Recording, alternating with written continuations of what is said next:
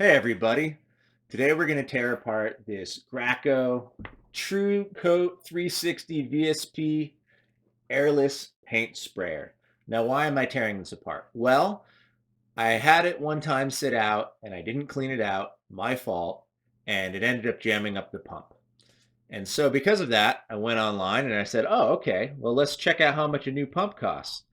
Well, a single speed sprayer is $174 and a new pump is $164.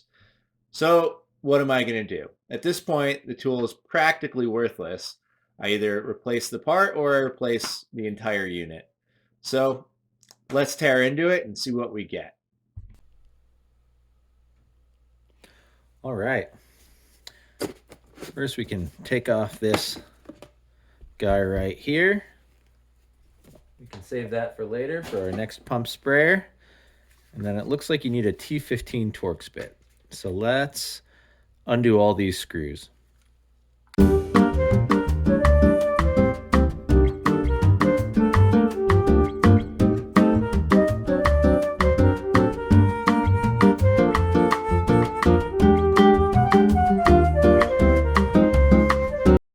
Now, if you've never seen this mechanism, it's a really cool mechanism. Basically, you have your switch here that turns it on and off, a variable speed system up here that can change your speed of your motor. But the coolest part is this wobble gear. So as it rotates around, this wobbles back and forth and then pushes the plunger back in and out on this pump system. Very, very neat. This pump is what costs $174, which is a little bit outrageous. How I get it out of here, I'm not quite 100% certain. But everything else will just fall out of place. So again, here's the pump. This motor is pretty nice. We can probably keep this. It looks like it actually has legit, I don't know if they're replaceable brushes or not, but you can definitely get some good cooling around them, it looks like.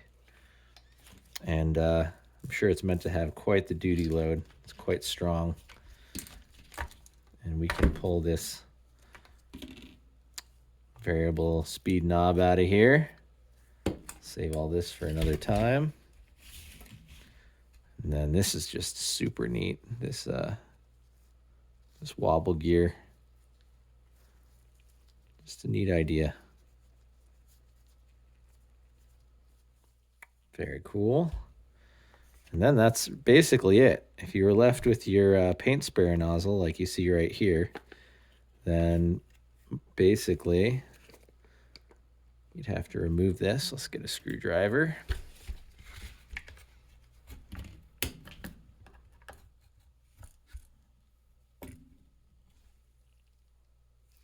Oh, found the screw. There it is. There's always a screw if it's not coming off easy. And then now you're left basically with this pump. Now this pump is basically a ceramic bearing and this stainless rod. Now it's possible if you clean this up and got rid of the paint that maybe it would work again. I'm not going to hold my breath. There's a lot of paint goobered up in here. It's been there for, at this point, 10 years. But either way, so that's kind of it. You would reassemble it all back in. Ideally not pull everything out first if you wanted to replace the pump assembly there. And actually would go like that. Go through, put this guy back on, and then this nozzle could screw back in, etc. Just do it all in reverse. Not super hard, not very complicated. It explains why this is the most expensive part, because of these very expensive ceramic piston assemblies in here. So I tried it out and I was not able to fix it, so that's a shame. We're going to end up just tearing it apart again, and I'll keep the motor for another project for another day.